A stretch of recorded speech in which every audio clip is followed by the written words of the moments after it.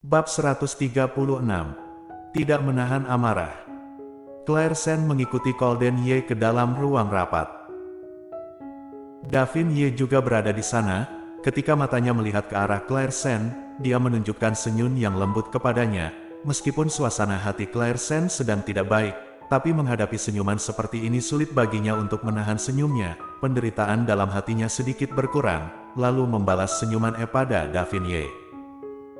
Sebuah interaksi yang kecil ini tentu saja jatuh ke dalam tatapan mata Colden Ye. Jadi aura dingin pada tubuhnya semakin meningkat. Andri King dan Siska Su sudah sampai di sana. Mereka adalah orang yang dijemput secara langsung oleh Davin Ye selaku wakil CEO. Jadi ketika Claire Sen melihat Davin Ye, tentu saja dia bisa melihat Andri King dan Siska Su yang duduk di sampingnya. Sama seperti kemarin, Andri King masih duduk di sana dengan angkuh. Dia sepertinya tidak memandang siapapun dalam mata mereka. Dia menundukkan kepala melihat dokumen yang ada di hadapannya, sehingga ketika Claire Sen datang, dia seolah-olah menyadarinya, sehingga dia mendongakkan kepala bertatapan dengan Claire Sen sekilas, lalu menganggukkan kepala dengan Claire Sen datar. Claire Sen juga menganggukkan kepala kepadanya, lalu menganggukkan kepala kepada Siska Su. Aura dingin yang dikeluarkan dari tubuh Colden Ye membawa banyak amarah. Cih, benar-benar wanita yang disukai oleh.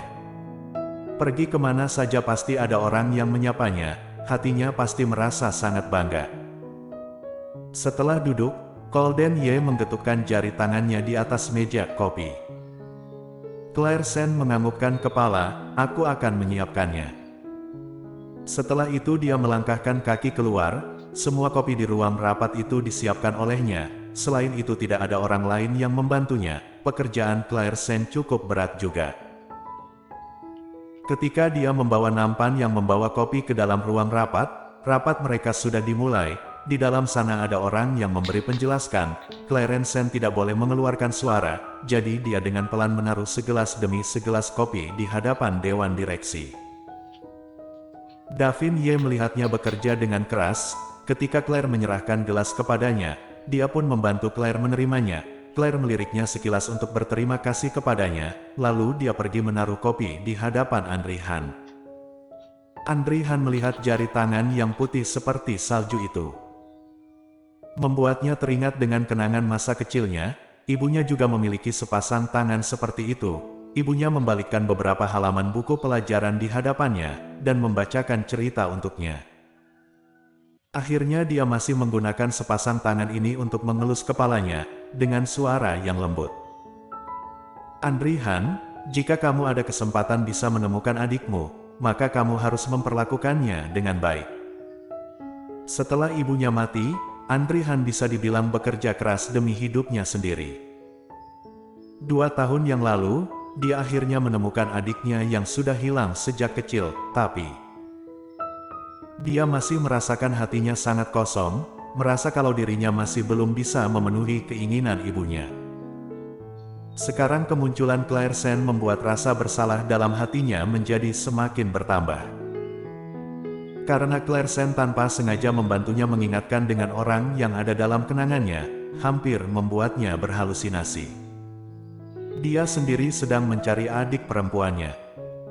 Sepertinya setelah rapat ini berakhir, dia harus menyuruh Siska Su untuk menyelidiki asal-usul Claire Sen. Siska Su melihat ke arah Claire Sen dengan terkejut. Dia tidak menyangka ternyata Claire bisa melakukan pekerjaan sebanyak ini sendirian.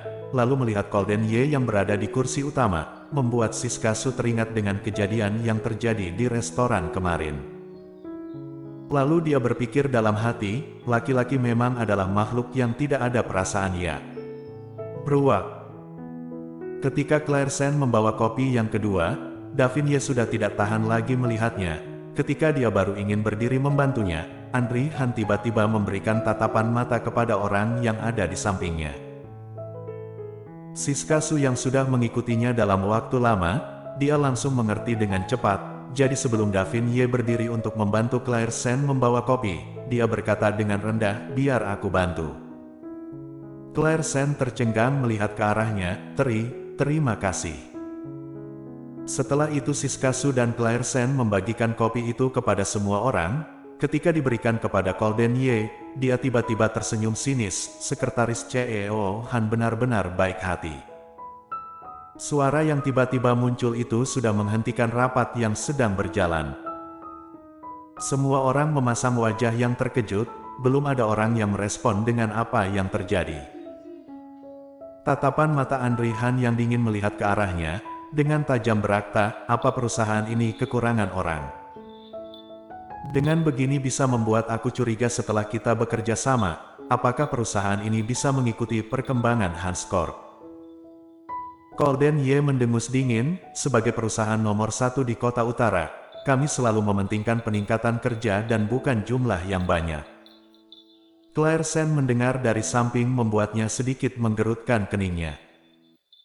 Mulai lagi, Golden Ye benar-benar tidak kenal ampun, jelas-jelas mau bekerja sama dengan Hans Corp, akhirnya masih saja berkata kasar, apa tidak bisa menahannya. Claire Sen juga tidak tahu mengapa, jelas-jelas sudah dipermalukan seperti ini oleh Golden Ye, tapi dia masih memikirkan Yes Corp. Apakah karena dia akan membela tempat yang dia tinggali? Meskipun semua orang sedikit tercengang, tapi kali ini mereka juga melihat ada sebuah masalah. Ketika rapat ini baru berlangsung setengah saja, lalu terjadi sebuah masalah yang aneh. Apakah CEO Han dan Tuan Muda Ye akan bertengkar? Karena apa? Benarkah? Kalau begitu semoga perusahaan ini bisa membuatku berkesan. Rapat kali ini selesai lebih cepat, tapi yang membuat orang terkejut adalah kerja sama ini ternyata sudah berhasil. Golden Ye dan Andri Han tidak memberikan pandangan yang aneh karena kata-kata barusan. Ketika menandatangani kontrak, mereka berdua masih saling bersalaman. Ketika rapat itu bubar, Claire Sen mendengar beberapa petinggi perusahaan berkata, CEO Han dan CEO Ye benar-benar hebat. Setelah terjadi sedikit pertikaian di dalam rapat, mereka ternyata masih bisa melanjutkan kerjasama ini. Aku kira proyek kali ini akan gagal. Tidak mungkin, meskipun CEO Ye itu cacat, tapi pikirannya sangat jelas. Dia tahu dengan jelas kontrak kerja sama seperti apa yang harus diambilnya. Lalu coba kamu lihat Andri Han, dia adalah anak muda yang bisa bekerja dengan teratur, untuk saja dia bisa membedakannya dengan jelas. Ketika Andri Han dan Siskasu pergi dari sana, Siskasu tidak tahan untuk berkata, CEO Han, kamu hari ini tidak seharusnya membenatu Nona Sen. Mendengar ini Andri Han sedikit menggerutkan keningnya.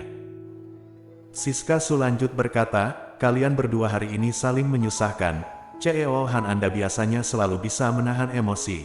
Hari ini mengapa? Tapi sebelum Siskasu menyelesaikan kata-katanya, dia mendengar Andri Han memberi perintah kepadanya, Siskasu, kamu cari tahu semua tentang Claire Sen. Siskasu tercengang. Mau cepat? Andri Han lanjut berkata. Siskasu kali ini sudah meresponnya, baik, aku tahu itu. Dia merasa sangat bingung, ini pertama kalinya Andri Han tertarik dengan seorang wanita, apakah dia menyukai Claire Sen?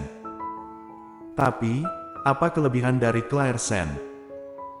Benar, dia memang sangat cantik, selain itu tubuhnya juga ideal, apalagi sepasang matanya yang indah itu, bisa memberikan orang perasaan yang tinggi.